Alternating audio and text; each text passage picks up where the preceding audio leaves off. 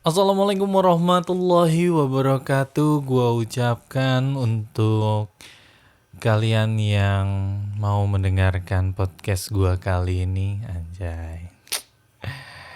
Gua Fahmi Fatur Rahman, dan setelah beberapa kali gua podcast bareng temen gua, kali ini gue pengen podcast monolog sendiri aja karena gue rasa ada beberapa hal yang gue perlu tuangkan dalam podcast gue ini. Dan dari beberapa podcast monolog gue ya rata-rata sih memang tentang sudut pandang gue terkait beberapa isu lah. Nah kali ini, apaan tuh? Kenceng banget. Oh ada WhatsApp cuy. Kencang betul. Coba kita silent dulu. Getar. Nah jadi gue baru aja nonton podcastnya Deddy Corbuzier sama Sule. Dari awal gue udah tertarik banget buat nyimak obrolan mereka. Awalnya gue lihat teasernya itu di IG gue, videonya ada di timeline gue. Nah sebelum itu teaser abis, kan durasinya panjang tuh, masuk IGTV sekitar 2 menitan. Gue nonton cuman semenit, gue udah langsung switch buat nonton mereka di YouTube. Nah yang pertama gue bikinin tentang obrolan mereka adalah semoga durasinya itu panjang. Dan kalau bisa tuh di atas 35 atau 40 menit lah. Sambil gue nunggu loading aplikasi, ngetik di tab pencarian, nunggu videonya muncul, dan akhirnya gue makin antusias buat nonton dan ngedengerin apa yang mereka obrolin. Tapi itu bukan karena gue ngefans banget sama mereka. Bukan, jadi lebih ke gue pengen tahu gitu ya, orang kayak Sule dan Deddy tuh ngobrolin sesuatu yang deep tentang hidup mereka. Gue rasa ini pasti menarik gitu loh. Dari mana gue bisa tahu itu mau deep atau enggak? Ya tadi, durasinya. Dan semua juga udah tahu lah kalau kualitas obrolan tuh kan bisa dilihat dari durasinya. Dan selain itu, kalau gue perhatiin podcastnya Deddy Corbuzier tuh kan lumayan ngefilter dan selektif. Maksudnya soal apa yang ditayangkan gitu ya. Jadi mungkin sebenarnya yang ngobrol sama Deddy tuh lama-lama gitu durasinya. Tapi suka ada yang dipotong-potong dan akhirnya cuma 20-30 menit gitulah rata-rata. Ya mungkin karena nggak semua orang bisa tetap pay attention sama obrolan mereka yang lama gitu loh. Ya tapi ini sejamnya, artinya Om Deddy tuh pede kalau video ini bakal banyak yang nonton walaupun durasinya panjang. Bahkan mungkin ditonton sampai habis gitu. Ya di sini sih sedikit agak ngenes.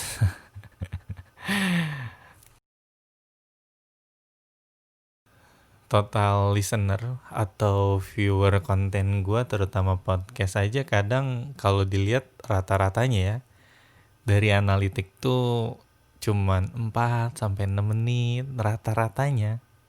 Padahal kontennya lebih dari 30 menit. Ya bukan berarti semua orang nontonnya cuma segitu. Ya mungkin ada aja yang nonton sampai habis. Itu juga ketebak siapa lah. Istriku tercinta. Makasih ya Bu udah mau dukung aku. Tapi kalau dirata-ratain emang kebanyakan pada skip. But anyway, cukup dengan cerita malangnya.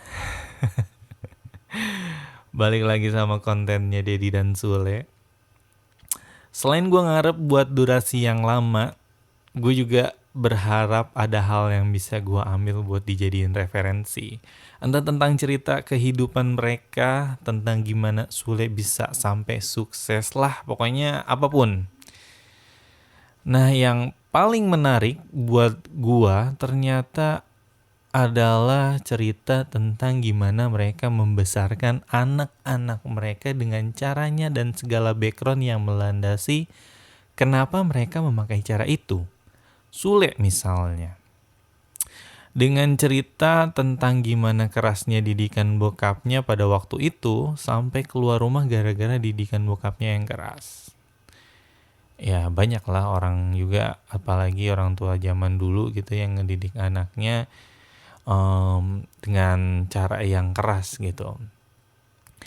Nah pas dengar cerita Sule yang digituin sama bokapnya, digituin. Ya maksudnya dididik secara keras lah dan menghasilkan Sule yang seperti sekarang, tahan banting, kreatif, lucu, berkarakter, bla bla bla gitu. Yang terfikirkan adalah apakah gue harus mendidik anak gue dengan cara itu, dengan harapan ya gue pengen anak gue tahan banting, nggak pantang menyerah, nggak lenje, kreatif, punya karakter. Apakah gue harus ngusir si Algi dari rumah pas ketika dia masuk SMP gitu? Ya awalnya gue mikir ya mungkin. Tapi apakah gue bisa setega itu sama anak gue sendiri?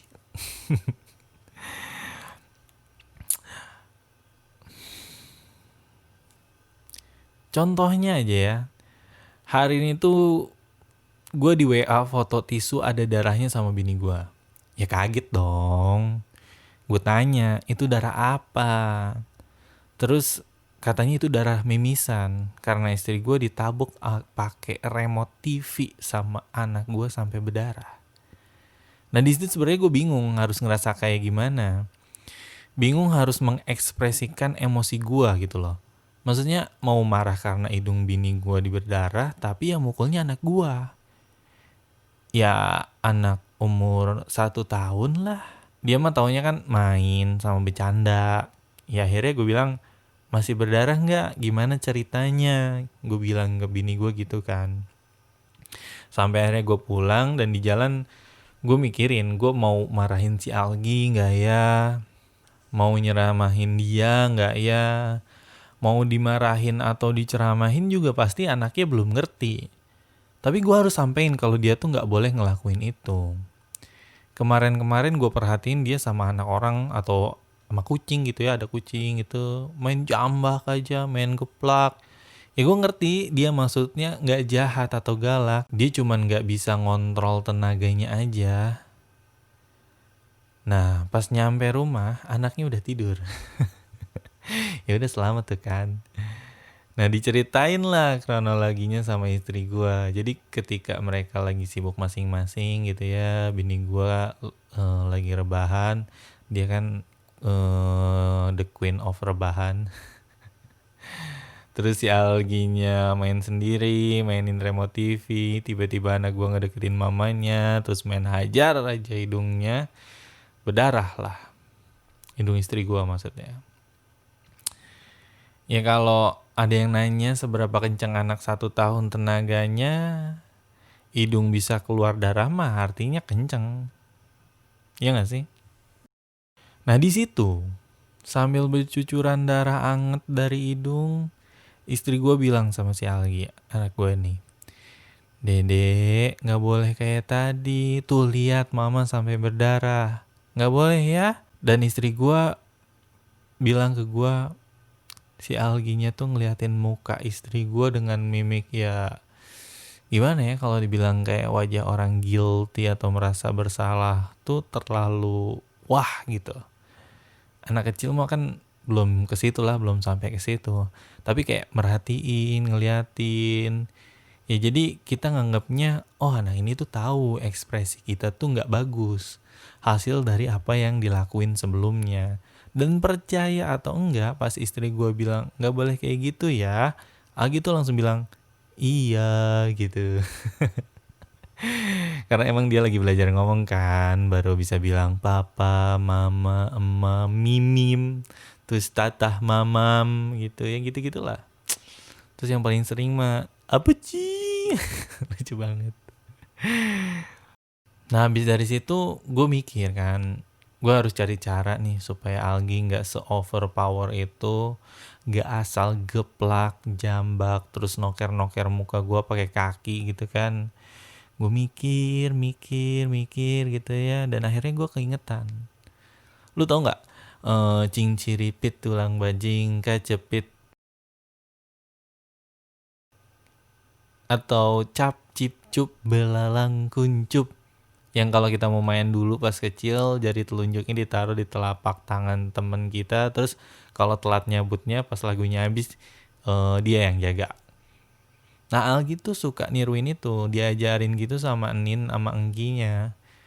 Jadi kalau kita buka telapak tangan kita di depan si Algi atau di depan anak gua gitu, sambil nyanyi cing ciripit, si Algi tuh langsung taruh telunjuknya di tangan kita. Artinya dia bisa nih diajarin. Dari situ deh gua coba buat nge-treatment dia dengan ngelus kepalanya dan bilang sayang, sayang, sayang, kayak gitu. Terus ketika udah gue ulang-ulang ke dia, gantian gue yang nyerudin kepala gue, terus gue pegang tangannya buat elus-elus kepala gue dengan lembut sambil bilang sayang, sayang, sayang. Meskipun cara itu tuh belum menunjukkan hasil, toh seenggaknya gue tahu cara ngakalinnya dan tinggal nunggu prosesnya aja. Supaya ya niatnya supaya dia bisa ngontrol powernya dia. Kalau misalnya dia pengen nunjukin rasa sayang atau rasa suka, nggak sekencang itu. Dan balik lagi nih ke podcastnya Dedi dan Sule. Segitu aja masalah gua buat ngurusin anak 1 tahun yang belum bisa ngontrol tenaganya, yang belum bisa pakai nalar, yang taunya cuman main dan susu gitu. Gue kebingungan harus ngatasinnya gimana. Ya emang sih, nanti kita bakal nemu caranya seiring waktu. Justru yang jadi concern gue bukan itu, tapi lebih ke tepat atau tidaknya treatment kita sama si anak kayak tadi. Misalnya Sule gitu ya, yang digalakin dan dikerasin sama bokapnya. Waktu itu keadaannya emang kayak gitu. Bokapnya Sule kan tukang bakso, ibunya tukang warung, punya uang cukup buat makan aja. Ya artinya di situ bokapnya Sule nggak klise gitu. Ada apa ya, realistis lah, bahwasanya dia nggak bisa ngejanjiin atau ngasih yang muluk-muluk buat si Sule. Beli sepeda buat anaknya aja bekas, udah gitu dijual lagi kalau ada yang nawar harga lebih tinggi dari modal dia bangun sepeda itu. Ya kita mah mana tega ya gitu sama anak. Tapi dengan kerasnya bokapnya Sule, sedikit banyak mempengaruhi Sule jadi seperti saat ini. Yang jadi pertanyaan adalah, apakah di zaman sekarang gue yang punya kepengen tadi, gue pengen anak gue nggak lenje, nggak pantang menyerah, tahan banting, harus pakai cara kayak bokapnya Sule. Apalagi katanya anak sekarang tuh katanya nggak bisa dikerasin. Bahkan gue dikasih tahu temen gue kalau sama anak tuh nggak boleh ngomong jangan. Bayangin, nggak boleh ngomong jangan. Bagi gue itu tuh WTF banget. What the...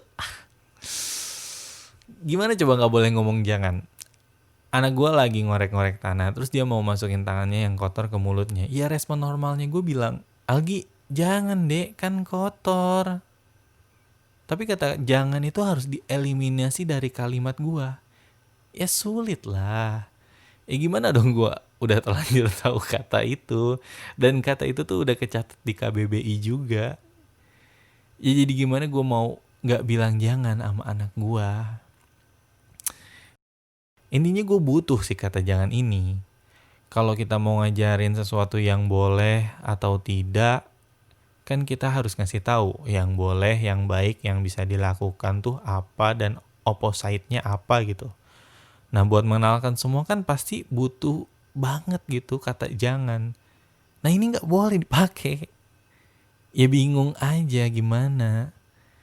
Jadi setiap mau ngelarang si Al gitu jadi kepikiran gitu, nggak boleh ngomong jangan. Pakai apa ya? Kalimatnya diganti. Sampai segitunya. Poinnya adalah ini sangat kontradiksi dengan ceritanya Sule yang dibesarkan sama orang tuanya pada zamannya. Sama kita yang mau ngegedein anak kita di zaman ini. Nah dari podcastnya Dedi sama Sule gue jadi ngeh kalau pada dasarnya kita nggak bisa membandingkan mana yang lebih baik. Antara didikan zamannya orang tua kita waktu kecil, zamannya kita waktu kecil, sama didikan kita ke anak kita di zaman yang sekarang, ya beda lah. Beda zaman, beda kebiasaan, beda kondisi dan situasi juga kan berpengaruh. Makanya kalau bagi gue yang tepat adalah harus dinamis. Pola didikan anak pertama sama anak kedua seringnya juga pasti beda. Karena biasanya kan anak pertama tuh pas lagi zaman-zamannya rumah tangga baru gitu ya. Secara kondisi pendewasaan orang tuanya juga belum sempurna. Belum lagi keadaan materinya juga berpengaruh. Kayak misalnya aja anak pertama kan kita kayak baru punya motor gitu. Kepanasan, kehujanan, naik motor bareng-bareng. Anak kedua udah punya mobil. Zamannya anak pertama masih ngontrak, anak kedua ketiga udah punya rumah sendiri. Yang kayak gitulah gue ngerasa ngaruh sama kita buat ngedidik anak. So, gue akan masih mencari cara yang terbaik buat mendidik anak-anak gue. Semoga gue bisa menerapkan treatment yang paling tepat untuk anak-anak gue. Satu yang pasti, gue akan nekenin posisi gue ke mereka. Selain gue bapak mereka, kepala rumah tangga, pemimpin keluarga, gue juga sahabat mereka. Gue Fahmi, undur diri. Wassalamualaikum warahmatullahi wabarakatuh dan sampai jumpa di podcast berikutnya.